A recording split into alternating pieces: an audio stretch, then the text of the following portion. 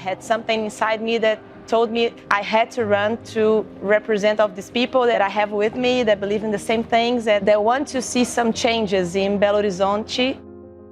In 2020, Students for Liberty's Marcela Tropía had just won her first election as city councilwoman in Belo Horizonte, a city in southeast Brazil with more than 2 million people. When she took office, the city was facing its third lockdown since the beginning of the pandemic, and the mayor was slow to allow non-essential services to reopen. In particular, the schools had closed for a year with no opening in sight. He was opening bars and restaurants and shopping malls, and even soccer stadiums were open with 18,000 people attending to a soccer game. The kids were totally off any kind of online education, and they didn't have internet in their houses, and they were not able to study at all for 400 days. Marcela stepped up to the challenge. She ran for and won the presidency of the Education Committee and was able to mobilize not only council members, but also teachers, principals, and parents to fight alongside her to reopen schools. The mayor's response? Ban Marcela Tropía and 12 other like-minded council members from City Hall. Getting banned from the City Hall, it was terrible. I felt completely abandoned and ignored, like my work was not important for the city. The hardest time was when I started to ask myself if I was really good at being a politician. Am I in the right career? Is this worth it? By the time I couldn't go to the City Hall, I couldn't approve my projects, I couldn't supervise. It was really hard to deal with it these days because it felt that for more that I fight, I was not going to be able to change anything.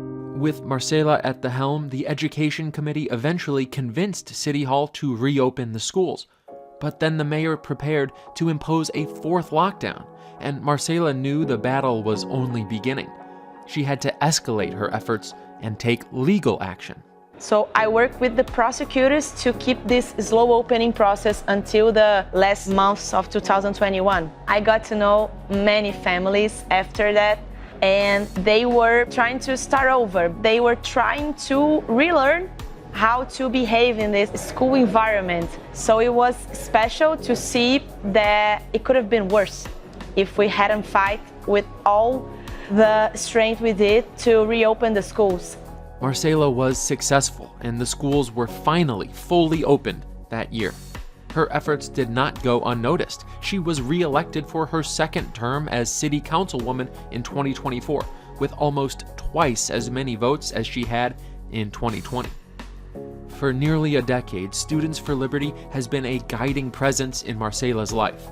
It showed her how to fight against authoritarianism, inspired her to keep up that fight, and encouraged her to bring it to the public's attention so they can decide for themselves.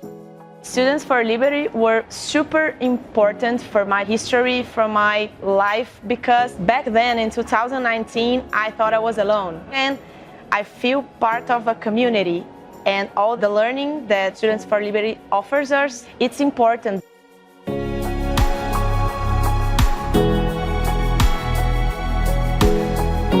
I am 100% sure that I am not going anywhere from politics, and that politics needs me, and I am really good at it. So I'm going to keep going, and who knows where am I going to be in 10 years from now, doing the same thing I started doing in Belo Horizonte, because if we could make it during the pandemic, we can make it through anything.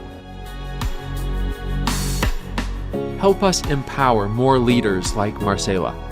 Donate today to create a freer future.